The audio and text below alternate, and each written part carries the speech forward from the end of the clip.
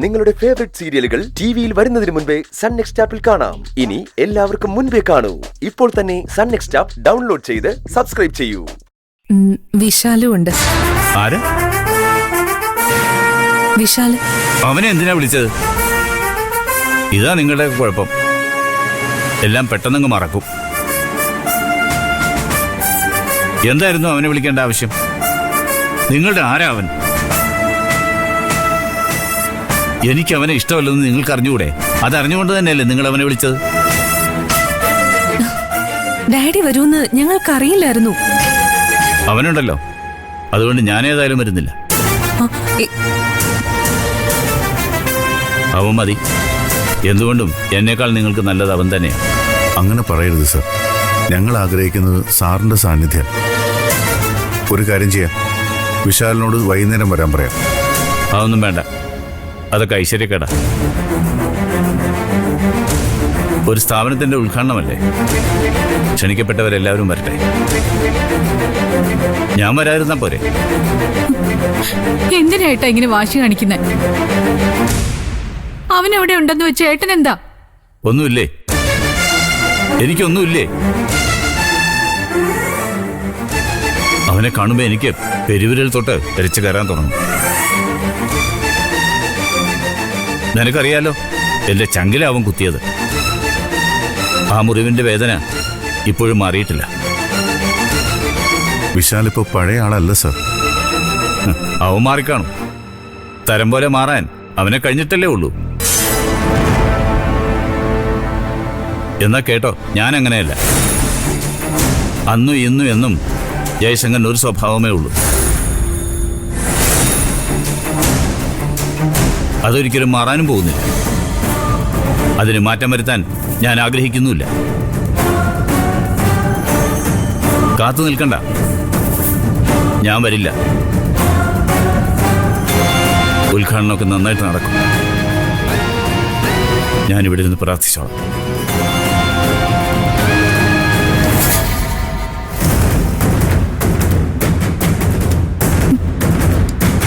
എന്തൊരു വാശിയാ ഇത്! ഞാനും വരുന്നില്ല മോളെ. ഏട്ടനെ ഇവിടെ തനിച്ചാക്കിയിട്ട് വരാൻ തോന്നുന്നില്ല. എന്ന് നമുക്കിറങ്ങാം. ആര് വന്നാലും വന്നില്ലെങ്കിലും നമുക്ക് പോയല്ലേ പറ്റൂ.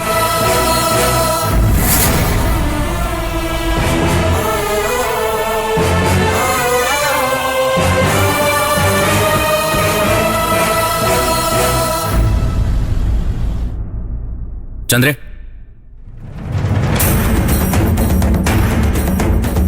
നീ വരുന്നില്ലേ? കോടതിയിലേക്കല്ലേ? ഞാനില്ല. നിന്റെ പരാതിയാ ഫയൽ ചെയ്യാൻ പോകുന്നത്. അതിന് ഞാൻ ഏർപ്പാടാക്കിയ വക്കീല് മതി. വക്കാലത്ത് ഒപ്പിട്ട് തന്നിട്ടുണ്ടല്ലോ, അതുപോരെ? ഓ, ഇവളെയൊക്കെ കൂട്ടിനെ വിളിക്കാൻ നിനക്ക് നാണോ ഇല്ലേ സിദ്ധു? നീ പോവാൻ നോക്ക്. ഇവളെ നിന്റെ കൂട്ടൊന്നും അർഹിക്കുന്നില്ല. ചേച്ചി, അത് ഞാൻ ഓർത്തില്ല.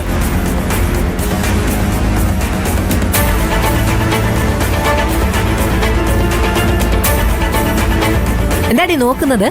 നോക്കിയപ്പോ എന്താ, എന്നെ ഒഴിവാക്കാൻ പോവല്ലേ എല്ലാരും കൂടി? ഇവിടെ നിൽക്കുന്ന അത്രയും കാലം ഞാൻ നല്ല സുഭിക്ഷമായിട്ട് തന്നെ ജീവിക്കും. അപ്പൊ വിക്കറ്റ് തെറിക്കുമെന്ന് നിനക്ക് മനസ്സിലായി? അതെന്നെ മനസ്സിലായി. എന്നാ പിന്നെ അതങ്ങ് മാന്യമായിട്ട് അവസാനിപ്പിച്ചുകൂടെ? എന്തിനാടി ഇങ്ങനെ കടിച്ചു തൂങ്ങി കിടക്കുന്നത്? അങ്ങനെ ഇങ്ങ് തോറ്റി വന്നാൽ ശരിയാവില്ലല്ലോ. എന്റെ അച്ഛന്റെ പേര് നടേശൻ എന്ന, അങ്ങേർക്കത് ചീത്തപ്പേരാവും. പരാതിന്നും പറഞ്ഞ് ഒപ്പിട്ടുകൊണ്ട് പോയിരിക്കുന്നത് എന്നെ തന്നെ കൊടുക്കാനുള്ള സാധനമാണെന്ന് അറിയാഞ്ഞിട്ടൊന്നുമല്ല, അറിഞ്ഞുകൊണ്ട് തന്നെ നിന്നു കൊടുത്തതാ. എന്റെ കൈ രണ്ടു ശുദ്ധമാ. റൂബിയുടെ കേസിൽ എന്നെ കൊടുക്കാൻ ആര് വിചാരിച്ചാലും സാധിക്കില്ല. അത് നമുക്ക് നോക്കാം. ഓ, നോക്കാം. സംസാരിച്ച് നിൽക്കാൻ എനിക്ക് സമയമില്ല. ഒന്ന് നിന്നേ. എങ്ങോട്ടാ ഈ ഒരുങ്ങിക്കെട്ടി? പുറത്തേക്ക്. എന്താ, പോവാൻ പാടില്ലേ?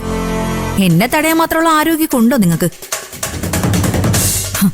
കേട്ടോ പ്രേമേ, ഞാൻ പോകുന്നതേ ഈ വീട്ടിൽ നിന്ന് എന്നേക്കുമായിട്ട് ഇറങ്ങാനുള്ള ഒരു വഴി അന്വേഷിച്ചിട്ടാ. അത് ഏത് വഴിയാ? അതൊക്കെ ഉണ്ട്. ഉള്ളതാണോ നീ പറയുന്നത്? നിന്നെ വിശ്വസിക്കാമോ? ഞാൻ വെറും വാക്ക് പറയാറില്ല പ്രേമേ. ചിലതൊക്കെ ഞാനും തീരുമാനിച്ചിട്ടുണ്ട്. ഇനി അങ്ങോട്ട് വെടിക്കെട്ടിന്റെ കാല വരാൻ പോകുന്നു. ഇങ്ങനെ കിടന്നങ്ങ് പൊട്ടും. ഞാൻ കത്തിച്ചിടുന്നതും പൊട്ടും, നിങ്ങൾ കത്തിച്ചിടുന്നതും പൊട്ടും. അത് കഴിയുമ്പോഴേ രസം. വരട്ടെ.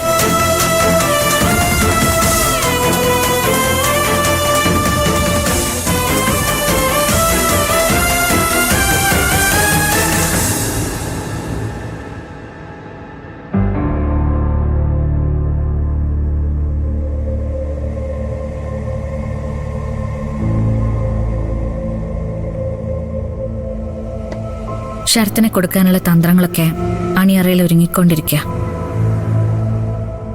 തെളിവൊന്നും ഇല്ല എന്നുള്ളത് ഞങ്ങളെ അലട്ടുന്ന പ്രധാന പ്രശ്നം.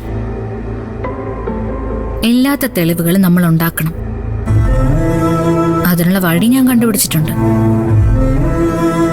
പക്ഷേ നിന്റെ സഹായം ഉണ്ടെങ്കിൽ അത് നടപ്പാക്കാൻ പറ്റൂ. ഞാൻ സഹായിക്കാൻ എടുത്തേ.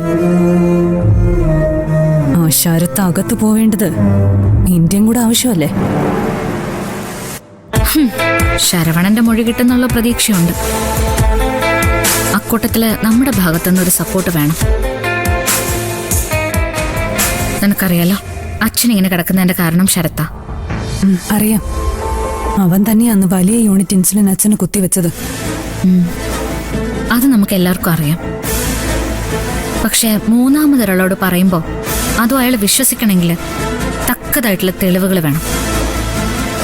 എന്ന് വെച്ചാൽ വിശ്വാസയോഗ്യമായ മൊഴി. തെളിവിപ്പ് എങ്ങനെ ഉണ്ടാക്കാനാ എടുത്തി? അതൊക്കെ പറ്റും. അമ്മ ശരത്തിനെതിരെ സംസാരിക്കണം. അല്ലെങ്കിൽ ശരത്താണ് എല്ലാം ചെയ്തത് എന്ന് പറയണം. അതൊരു വീഡിയോ ക്ലിപ്പായിട്ട് നമ്മുടെ കയ്യിൽ കിട്ടണം. അതിന് അങ്ങനെ അമ്മ പറയൂ? ഇൻസുലിൻ കുത്തിവെക്കുന്ന സിറിഞ്ച് അമ്മയുടെ കയ്യിൽ നിന്ന് ശരത്ത് വാങ്ങിച്ചു എന്നുള്ളത് ശരിയല്ലേ?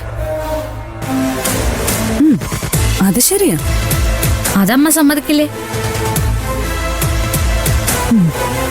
നുണയൊന്നും പറയാത്ത കൂട്ടത്തിലായതുകൊണ്ട് അതമ്മ സമ്മതിക്കും. ആ മൊഴിയാ നമുക്ക് വേണ്ടത്.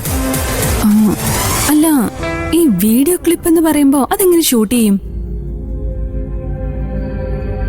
നമ്മളത് റെക്കോർഡ് ചെയ്യുന്നു എന്ന് പറഞ്ഞ ആ നിമിഷം അമ്മ വേണ്ടെന്ന് പറയും. അമ്മയ്ക്ക് അതിന്റെ ഗൗരവം അറിയാം. അമ്മ അത് അറിയരുത്. അറിയാതെ വേണം അങ്ങനെ ചെയ്യാൻ. അതൊരു തെളിവാണോ എന്ന് ചോദിച്ചാൽ വലിയ തെളിവൊന്നുമല്ല. പക്ഷെ അതൊരു ഗേറ്റാ. ആ ഗേറ്റിലൂടെ വേണം നമുക്ക് അകത്തേക്ക് കടക്കാൻ. പ്രത്യേകിച്ചും അമ്മ അവന്റെ പക്ഷത്ത് നിൽക്കുന്ന ആളായതുകൊണ്ട് ആ മൊഴിക്ക് മൂല്യം കൂടും. ഇനി ഞാൻ ചെന്ന് ചോദിച്ചാൽ അമ്മയ്ക്ക് സംശയം തോന്നുന്നു ഉറപ്പാ. പക്ഷെ നീ ആവുമ്പോ പ്രശ്നമില്ല. ഒന്ന് ട്രൈ ചെയ്തൂടെ? ട്രൈ ചെയ്യുന്നല്ലേ എടുത്തി. ഞാനത് റെക്കോർഡ് ചെയ്ത് തരും. ഇതെന്റെ ഉറപ്പാ. എടുത്ത് ധൈര്യമായിട്ടിരിക്കെ.